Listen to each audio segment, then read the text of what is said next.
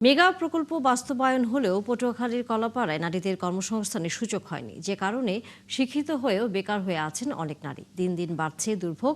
তাই উপকূলীয় এই অঞ্চলে নারীদের এবারের নির্বাচন নিয়ে প্রত্যাশা অনেক। জাতীয় নির্বাচনে যে দল ও প্রার্থী নারীদের উন্নয়নে কাজ করবে তাদেরই ভোট দিয়ে নির্বাচিত করবেন তারা। মিলন কর্মকার রাজু তথ্য ছবিতে বিস্তারিত। গত কয়েক বছরে পায়রা তাপবিদ্যুৎ কেন্দ্র ও পায়রা সমুদ্র বন্দর সহ বেশ কয়েকটি মেগা প্রকল্প চালু হয়েছে পটুয়াখালীর কলাপাড়া উপজেলায়। সেখানে পুরুষ কর্মকর্তা কর্মচারী নিয়োগ হলেও শতকরা 5 ভাগও কর্মসংস্থানের সুযোগ সৃষ্টি হয়নি নারীদের জন্য।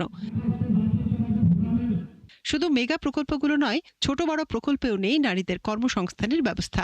এমনকি নারী উদ্যোক্তাও তৈরি হয়নি এখানে, যে কারণে এবার নির্বাচনকে ভিন্নভাবে দেখছেন পটুয়াখালী 4 আসনে নারীরা। কর্মসংস্থান ও নিরাপত্তায় যারা কাজ করবেন তাদেরকে ভোট দিয়ে জয়ী করতে চান তারা।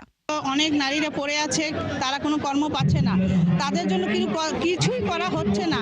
তাই আমি বলতে চাচ্ছি, পুরুষের ব্যবস্থা আছে কিন্তু নারীদের জন্য কেন নাই, এটাই আমার দাবি। আমাদের এই সরকারের কাছে দাবি থাকবে যেন আমাদের নারীদের জন্য কোনো কর্মসংস্থান তৈরি করে দেওয়া হয়। যেন বর্তমানে এরকম একটা সরকার হোক যারা আমাদের নারীদের সঠিকভাবে মূল্যায়ন করবে এবং নারীদের প্রতিষ্ঠার লক্ষ্যে কাজ করবে।